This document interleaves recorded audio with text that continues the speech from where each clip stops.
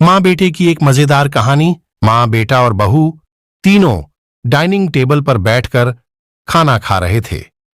खाना खाते खाते बेटा अपनी पत्नी से बोला, नीता, तुमने आज भी दाल रोटी ही बना दी। कम से कम खाना बनाने में तो आलस मत किया करो। अभी तो रहती हो, कुछ अच्छा भी तो बना सकती थी। नीता बोली, बनाने वाली तो मैं आज सूजी का हलवा थी, लेकिन सूजी आई नहीं। मैंने कल ऑर्डर करी थी। कोई बात नहीं, कल बना दूंगी। किचन में कुकर की सीटी सुनाई देती है और खाना खाते खाते नीता किचन में चली जाती है। किचन से वापस आकर डाइनिंग टेबल पर बैठते हुए नीता कहती है कि आलू पकाने के लिए रखे थे, शाम को आलू की टिकिया बनाएंगे। उसकी सासू मां भी यह सुनकर खुश होती है। नितिन बीच में बोल पड़ता है, ये अच्छा है, दोनों बहुत मजे करते हो, अपने पसंद की चीजें जो बनाकर खाते हो। तभी डोरबेल बजती है।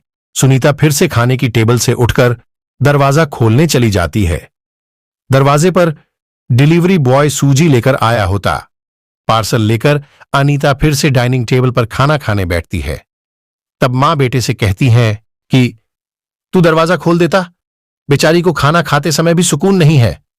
बेटा कहता है, सॉरी मां, मैं नहीं उठ सकता, मुझे ऑफिस जाने के लिए देर हो रही है। नितिन खाना खाकर ऑफिस की तैयारी करने के नहीं अपने रूम में चला जाता। कुछ ही सेकंडों बाद वो सुनीता को आवाज लगाता है, नीता, मेरी घड़ी कहां है? मिल नहीं रही है। नीता खाना खाते खाते ही उसे बताती है, अलमारी के ड्रॉर में देखो। नितिन कहता है, नहीं मिल रही है। नीता फिर एक बार खाने के टेबल से उठकर उसकी तरफ जाने ही वाली होती है कि सासू मां उसे रोक लेती हैं और पहले खाना खाने के लिए कहती है। सासू मां कहती हैं, बच्चा नहीं है, ढूंढ लेगा वह। गई थोड़ी देर बाद रूम से नितिन की आवाज आती है, मिल गई। डाइनिंग टेबल पर दोनों सास बहू एक दूसरे की तरफ देखकर मुस्कुराते हैं। अगले दिन सुबह सुबह नितिन अपने बेडरूम में कोई फाइल ढूंढ रहा होता है और उस फाइल को ढूंढने के चक्कर में उसने पूरा कमरा तहस नहस कर दिया होता है। नितिन बड़बड़ा रहा होता है, इस घर में कभी कोई चीज अपने ठिकाने पर मिलते ही नहीं है। इन औरतों को भी कोई काम नहीं है, इसलिए हर चीज इधर की उधर करते रहते हैं। नीता अपने कमरे में आकर कमरे का बुरा हाल देखती है तो नितिन से पूछती है कि क्या कर रहे हो? नितिन कहता है, वह फाइल कहां है जो मैंने तुम्हें परसों दी थी? नीता तुरंत वह फाइल निकालकर नितिन के हाथों में थमा देती है और उससे कहती है कि एक बार मुझसे पूछ लिया होता, पूरा कमरा फैला के रख दिया है। नितिन उल्टा नीता को ही डांट देता है और कहता, ठीक है, अगर पूरा कमरा फैला दिया है तो तुम्हें और काम भी किया है, यही काम पूरा दिन करते बैठो।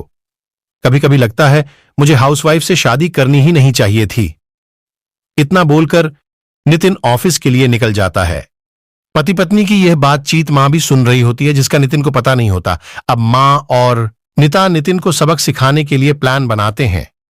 अगले दिन सुबह सुबह जब नितिन नींद से जागता है तो नीता को चाय के लिए चिल्लाकर कह रहा होता है।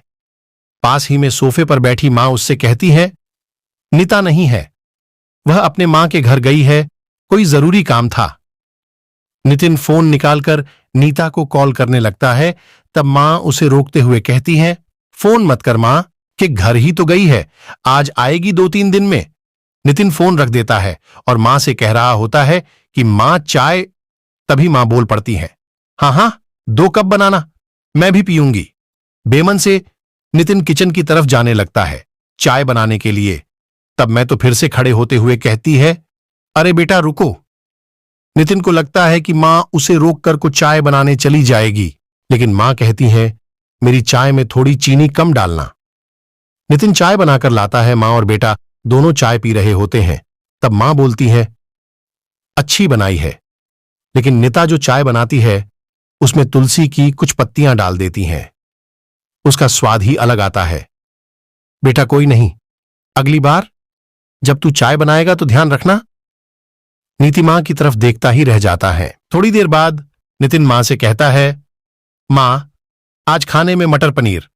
मां फिर से नितिन की बात काटते हुए मां कहती है, अरे वाह, आज मेरा बेटा मुझे मटर पनीर बनाकर खिलाएगा। अच्छा है, अच्छा है, काफी दिनों से मटर पनीर खाने की इच्छा हो रही थी। नितिन कहता है, अरे मां, मैं तुम्हें मटर पनीर बनाने के लिए कह रहा था। मां ने कहती है, नहीं बेटा, मेरे घुटनों में बहुत दर्द रहता है, मैं इतने घंटों तक किचन में नहीं खड़ी रह सकती। नितिन अपना फोन निकालकर रेस्टोरेंट से ऑर्डर करने लगता है। तब मां उसे रोकते हुए कहती हैं, इस उम्र में मेरा पाचन अच्छा नहीं रहता बेटा, मुझे गैस हो जाती है और तुम मुझे बाहर का खाना खिलाना चाहते हो, तू तो अपनी मां से प्यार ही नहीं करता। नितिन ना चाहते हुए भी घर का खाना बनाने के लिए किचन में चला जाता है। 1 घंटे बाद खाना बन के तैयार हो जाता है। नितिन 2 थाली में खाना परोसकर मां के पास आता है। मां देखती है कि नितिन ने दाल रोटी बनाई है। मां नितिन से कहती है, अरे बेटा, तू तो मटर पनीर बनाने वाला था ना? नितिन कहता है, मां ये आसान था बनाने के लिए। मां कहती है, निता होती तो मुझे आज मटर पनीर बनाकर ही खिलाती। चलो कोई बात नहीं, मैं कहां हर दिन मटर पनीर खाती हूं, आज भी दाल रोटी ही खा लूंगी। आ बैठ, साथ में मिलकर खाते हैं। दोनों बैठकर खाना खाने लगते हैं। नितिन ने पहला निवाला मुंह में रखा ही होता है कि मां उसे कहती है, अरे बेटा, दाल में नमक थोड़ा कम है, जाकर जरा नमक लेकर आ। नितिन खाते खाते उठता है और किचन से जाकर नमक लेकर मां को देता है, फिर अपना खाना खाने बैठता है। बीच में ही मां खांसने लगती है और नितिन से कहती है, अरे बेटा, खाना गले में अटक गया है, थोड़ा पानी लेकर आ। नितिन फिर से खाना खाते खाते उठाता है और पानी लाकर मां को देता है। इन सब से नितिन के मुंह पर परेशानी साफ देखी जा सकती है। नितिन को अब महसूस भी हो रहा होता है कि जैसा बर्ताव वह नीता के साथ करता है, उसे कितना बुरा लगता होगा। हालांकि नीता के मुंह पर कभी उसने शिकन नहीं देखी थी। मां यहीं नहीं रुकती। खाना खाके हो जाने पर मां नितिन को थालियां धोने के लिए कहती है। फिर मां अपने बेड पर आराम करने लगती है। तब नितिन को चादर ओढ़ आने के लिए कहती है। उसके बाद जब नितिन रूम से जा रहा हूं था, तब उसे रोककर एसी कम करने के लिए कहती है। इन सब कामों से आप परेशान हो जाता है, लेकिन कुछ बोल नहीं पाता। अगले दिन सवेरे सवेरे नितिन खाना बनाने के लिए सब्जियां काट रहा होता है, लेकिन उसका ध्यान सब्जियों पर नहीं होता। वह नीता के बारे में सोच रहा होता है और पछतावा कर रहा होता है कि वह कितना गलत था कि हाउसवाइफ का काम आसान होता है। तभी बेख्याली में उसकी उंगली कट जाती है, उससे खून बहने लगता है और वह बेसिन में अपनी उंगली धोने के लिए चला जाता है। तभी नीता उसके पास आकर उसके हाथों में पट्टी बांधने लगती है, यानी कि नीता कभी मां के घर गई ही नहीं थी। यह तो सास बहू के प्लान का हिस्सा था, जिससे वह नितिन से छुपकर उसी घर में रह रही थी। नितिन नीता को देखकर काफी खुश हो जाता है।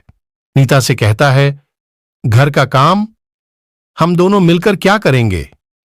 नीता पूछती है, ऐसा क्यों? नितिन कहता है कि मैं घर का काम सीख जाऊंगा और घर अगर हम दोनों का है तो घर का काम भी हम दोनों का ही होना चाहिए।